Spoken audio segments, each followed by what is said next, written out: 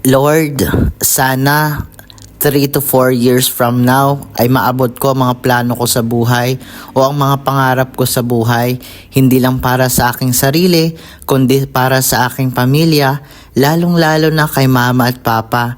Dahil magsisenior na sila, gusto ko iparana sa kanila yung buhay na deserve nila, yung buhay na maganda na mula sa pinaghihirapan ko. Lord, wala naman po akong ibang hiling kundi mapasaya sila, mapaligaya at mabigyan ng magandang buhay na deserve nila mula sa pawis at pinaghihirapan ko. Alam ko hindi madali pero naniniwala po ako sa inyo. Lord, nagagabayan niyo ako.